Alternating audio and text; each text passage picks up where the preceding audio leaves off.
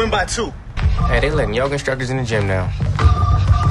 Ball. I just noticed you're not getting enough legs on your shot. Are you dehydrated? $100, you can't make more shots. So I just got done watching White Man Can't Jump, which is the remake of the 1992 film about a pair of basketball hustlers who team up to earn extra cash. Now in the original, you had Woody Harrelson and Wesley Snipes. In this film, you have Cinco Walls and Jack Harlow.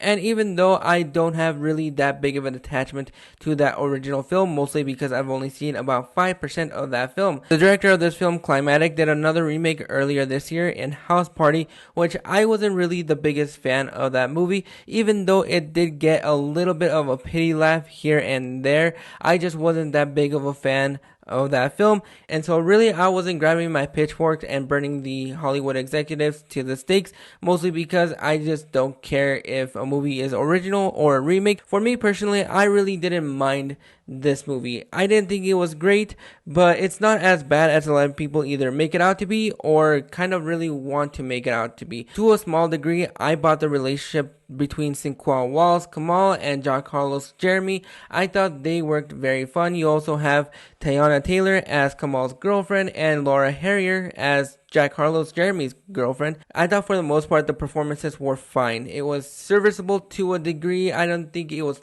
terrible, but we can all agree that Jack Harlow is not an actor. He is more of a rapper. I'm not really that familiar with his music, but I didn't think he was that bad here. There were a couple of times where he was a little bit stale, but this is a paint by numbers movie that we've seen so many times before, and especially if you've seen the original classic.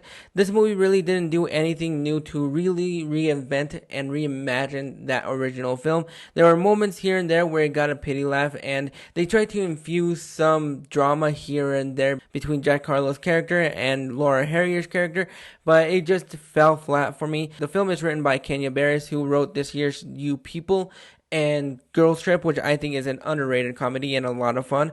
And this movie just really wasn't for me. It was a little bit flat. The performances here and there really didn't stand out as much as I wanted them to, but there are some moments here and there where it is a little bit fun, and at times it does feel like a 95-minute music video. For the most part, I didn't come out enjoying this movie, and I absolutely didn't come out hating it. I am in between when it comes down to this movie, because I don't think it's terrible. I don't think it's the worst film of the year, but there are some moments here and there where I really liked it. But overall, I'm going to go ahead and give White Man Can't Jump a 3 out of 10. Definitely not the best film ever, not the worst film ever, but I thought the performances were serviceable. The plot is cliche. We've seen it so many times before. At points it tried to be charming, and it was fine for what it was. But those are my thoughts on White Man Can't Jump. Have you guys checked out this film? Do you guys have any interest in this movie? Go ahead and drop your thoughts in the comments below, and I'll catch you guys on the next one.